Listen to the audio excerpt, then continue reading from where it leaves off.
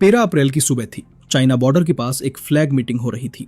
Chinese officer ने Indian commander से कहा, आप अपने उस सोल्जर को वापस बुला लीजिए जो रात में सफेद घोड़े पर हमारी साइड आ जाता है। इंडियन ऑफिसर हल्का सा मुस्कुराए, क्योंकि वो जानते थे उस डायरेक्शन में ना कोई पेट्रोल था और ना ही किसी सोल्जर के पास कोई घोड़ा था।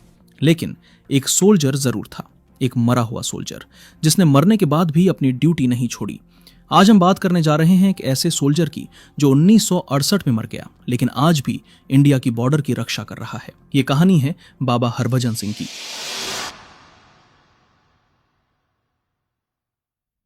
इस कहानी की शुरुआत होती है पार्टीशन से पहले के पंजाब से।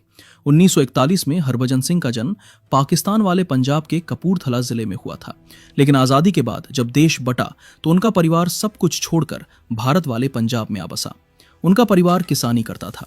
हरभजन दिन भर खेती में अपने पिता का हाथ बटाते और शाम को आसमान की तरफ देखते, जहां से कभी कभी फाइटर जेट्स गुजरते थे।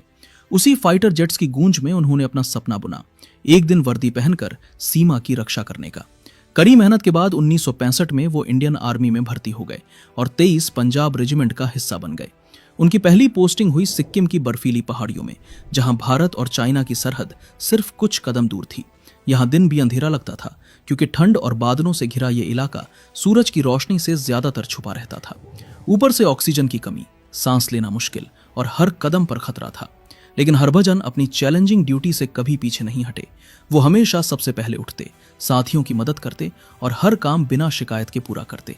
उनकी ईमानदारी और ड्यूटी के प्रति समर्पण देखकर साथियों ने उन्हें प्यार से बाबा कहना शुरू कर दिया, एक ऐसा नाम जो आगे चलकर उनके साथ हमेशा के लिए जुड़ गया। 1968 अक्टूबर का महीना था।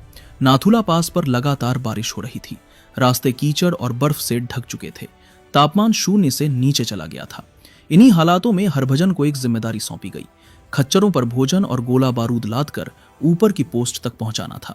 सुबह उन्होंने अपनी वर्दी पहनी, जूते बांधे, झंडे की तरफ देखा और यात्रा शुरू की। आसमान काला हो रहा था, हवा तेज चल रही थी और बादल नीचे उतर आए थे। फिर भी वो रुके नहीं, क्योंकि सीमा पर कोई काम कल के लिए नहीं छोड़ा जाता है। रास्ता बेहद संकरा था। एक तरफ पहाड़ की ऊंची दीवार, दूसरी तरफ गहरी खाई और उसके नीचे तेज बहती नदी, जिसका पानी इतना ठंडा था कि उसमें गिरने का मतलब सीधी मौत थी। हर कदम के साथ बर्फ चरमराती थी। खच्चर घबराए हुए थे। हरभजन उन्हें शांत करते हुए आगे बढ़ते रहे। तभी अचानक ऊपर से एक पत्थर गिरा। तेज आवाज हुई। खच्चर बुरी तरह घबरा गए और भागने लगे। हरभजन ने उन्हें संभालने की कोशिश की, लेकिन उसी पल उनका पैर फिसल गया और अगले ही क्षण वो चट्टान से फिसलते हुए सीधे नदी की गहराई में गिर गए। कुछ ही सेकंड में सब खामोश हो गया। ऊपर बस बर्फ गिर रही थी और नीचे पानी का शोर धीरे धीरे खत्म हो गया। तेज बहाव में हरभजन का शरीर करीब 2 किलोमीटर तक बहता चला गया।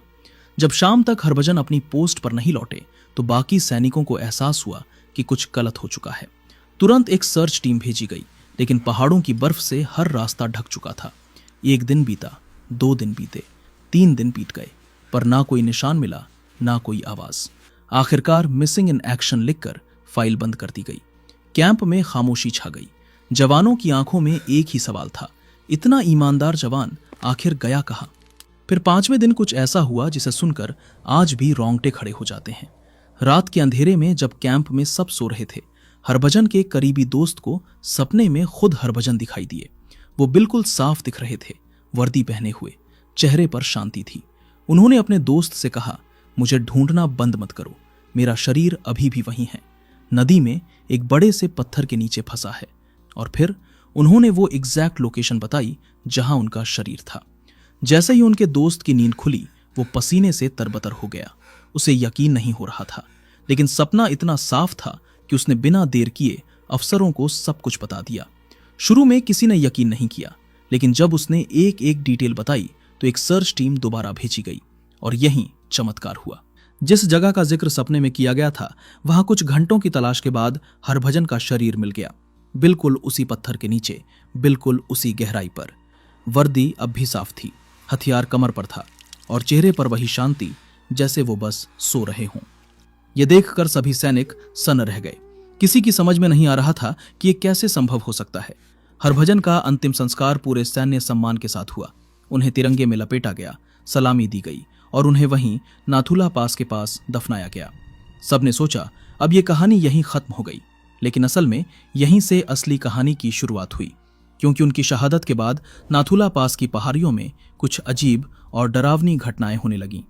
रात में बंकरों के बाहर से आती धीमी सी खड़खड़ाहट, बर्फ पर किसी के कदमों के निशान और सर्च लाइट की रोशनी में दिखती एक परछाई। ये सब किसी एक जवान ने नहीं बल्कि पूरे कैंप ने महसूस किया था। शुरू में लोगों ने सोचा शायद ये ऊंचाई का असर है, क्योंकि ऑक्सीजन की कमी से दिमाग कभी कभी भ्रमित हो जाता है। लेकिन ये भ्रम नहीं था, ये हकीकत थी। एक रात एक जवान ड्यूटी पर तैनात था। घड़ी में रात के ठीक 2 बज रहे थे। ठंड इतनी थी कि हड्डियां जम रही थीं। वो जवान थक कर थोड़ा बैठ गया और उसकी आंखें झपकने लगीं। तभी अचानक किसी ने उसके कंधे पर हाथ रखा और उसे जोर से झकझोरते हुए कहा, उठो, तुम ड्यूटी पर हो। वो जवान घबरा कर उठा, चारों तरफ देखा, पर वहां कोई नहीं था। बस बर्फ पर ताजे जूतों के निशान थे जो उसकी तरफ आए थे और फिर अचानक गायब हो गए। इसी तरह की घटनाएं बार बार होने लगीं। किसी को रात में अपने कमरे के दरवाजे पर दस्तक सुनाई देती, लेकिन बाहर कोई नहीं होता। किसी को लगता कि कोई उसके पीछे चल रहा है, लेकिन मुड़कर देखने पर सिर्फ हवा होती। फरवरी की एक रात जब पूरा इलाका भयानक बर्फीले तूफान में दबा हुआ था, तब पास की चौकी से एक अजीब रिपोर्ट आई। 2 सिपाहियों ने बताया कि उन्होंने घाटी के उस पार एक पहाड़ी पर एक चमकती हुई आकृति देखी। वो आकृति इंसान जैसी थी, सर पर हेलमेट, पीठ पर राइफल और हाथ में फ्लैशलाइट जैसी कोई चीज। जब उन्होंने सर्च लाइट डाली तो वो आकृति पल भर में गायब हो गई। लेकिन उसके बाद वायरलेस पर किसी की आवाज 3 बार सुनाई दी, सावधान रहो, सावधान रहो, सावधान रहो। ये आवाज किसकी थी? किसी के पास इसका जवाब नहीं था। कुछ हफ्तों बाद बर्फ पिघलने लगी। जवानों ने नीचे के इलाकों में पेट्रोलिंग शुरू की। इसी दौरान एक जगह उन्हें एक पुराना जंग लगा हुआ हेलमेट मिला, मिट्टी से भरा हुआ। सैनिकों ने मजाक में कहा, ये तो बाबा हरभजन का है। जब इस हेलमेट को एक छोटी सी जगह पर रखा गया तो आसपास के मौसम में अचानक बदलाव आ गया। बादलों के बीच से तेज धूप निकल आई, हवा एकदम थम गई और तापमान थोड़ा बढ़ गया। ये महज संयोग नहीं हो सकता था। एक और चौंकाने वाली घटना है जो आर्मी के बीच काफी मशहूर है। कहते हैं कि एक बार चीनी सीमा पर तैनात सोल्जर्स ने रिपोर्ट दी कि रात में उनके इलाके के पास एक भारतीय सिपाही दिखा जो सफेद घोड़े पर सवार था। उन्होंने कहा कि वो कुछ देर तक हमें देखता रहा और फिर धुंध में गायब हो गया। अगले दिन दोनों देशों की फ्लैग मीटिंग हुई। चाइनीज अधिकारियों ने इंडियन कमांडर से पूछा, आपके घोड़े वाले सिपाही को कह दीजिए कि वो हमारी सीमा में ना आए। इंडियन ऑफिसर बस चुप रहे, क्योंकि वो जानते थे कि उस दिशा में कोई भी पेट्रोल थी ही नहीं और ना ही किसी सोल्जर के पास कोई घोड़ा था। माना जाता है कि जब भी सीमा पर कोई बड़ा संकट आने वाला होता है तो 3 दिन पहले ही वहां के सैनिकों को कुछ संकेत मिलने लगते हैं। मौसम अचानक बदल जाता है या किसी को अपने पीछे किसी की उपस्थिति का एहसास होता है। इस घटना के बाद जवानों ने फैसला किया कि उसी जगह पर बाबा हरभजन के लिए एक छोटी सी जगह बनाई जाए। उन्होंने वो जगह साफ की, हेलमेट को सम्मान के साथ रखा और हर शाम वहां दीपक जलाया जाने लगा। धीरे धीरे ये दीपक कैंप की परंपरा बन गया और वो जगह बाबा हरभजन मंदिर के नाम से मशहूर हो गई। समय के साथ साथ बाबा हरभजन के प्रति ये विश्वास और भी गहरा होता गया। इंडियन आर्मी ने इस रहस्यमय उपस्थिति को खारिज करने के बजाय उसे पूरा सम्मान दिया और यहीं से शुरू हुई वो परंपरा जो आज भी जारी है।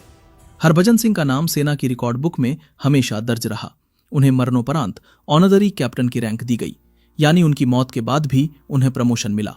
उनका कमरा आज भी ऐसे संभाला जाता है जैसे वो किसी भी दिन छुट्टी से लौटने वाले हों। हर सुबह उनके लिए वर्दी प्रेस की जाती है, बूट चमकाए जाते हैं, बिस्तर ठीक से सजाया जाता है और उनके लिए पानी रखा जाता है।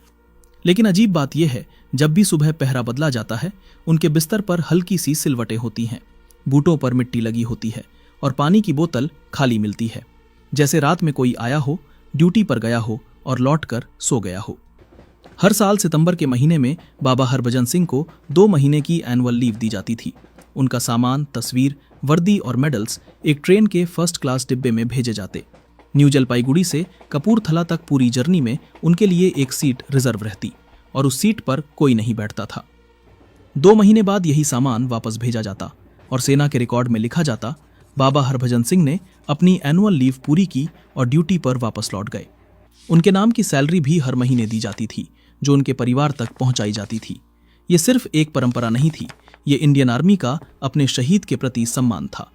लेकिन 2017 में कुछ ऐसा हुआ जिसने इस पूरी परंपरा को हिलाकर रख दिया। कुछ लोगों ने इसे अंधविश्वास कहकर इसका विरोध किया। अदालत में याचिका दाखिल हुई।